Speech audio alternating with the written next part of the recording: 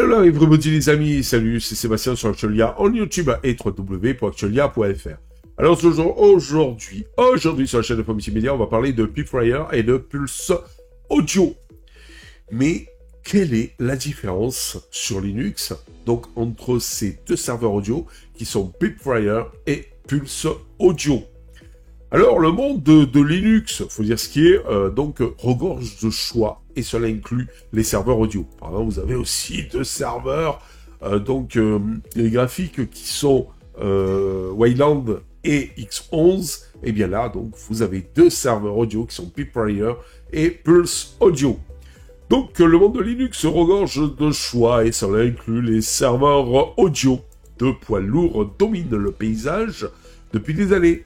Vous avez Pulse Audio et Alza, mais un nouveau venu arrive, il s'appelle Pipwire, qui commence à faire tourner les têtes. Alors, quelle est la différence entre ces trois options? Au passage, vous avez Pipwire, qui donc est par défaut sur notre ami Fedora. Donc, on va d'abord parler de Pulse Audio. Pulse Audio est un serveur audio multiplateforme et open source qui est devenu la solution par défaut sur de nombreuses distributions Linux. Il offre une grande flexibilité et permet de gérer facilement plusieurs sources et sorties audio. Les avantages de Pulse Audio, largement compatible avec les applications et les distributions Linux. Une bonne documentation et une communauté active. Les fonctionnalités avancées, telles que le mixage audio et la gestion des périphériques.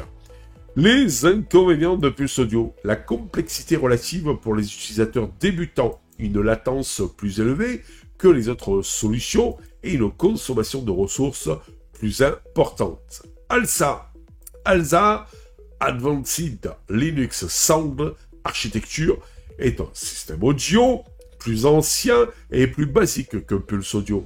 Il offre une interface directe avec le matériel audio et est donc plus performant en termes de latence.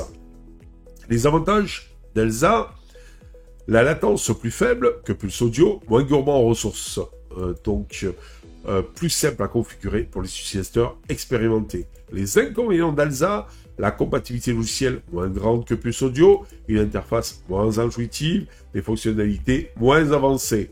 Et le tout dernier, il s'appelle Pipwire. C'est celui par défaut chez Monsieur Fedora Linux. Pipwire est un nouveau serveur audio qui vise à combiner les avantages de Pulse Audio et d'Alza. Il offre une faible latence, une grande compatibilité et une interface simple à utiliser. Mais que du bonheur!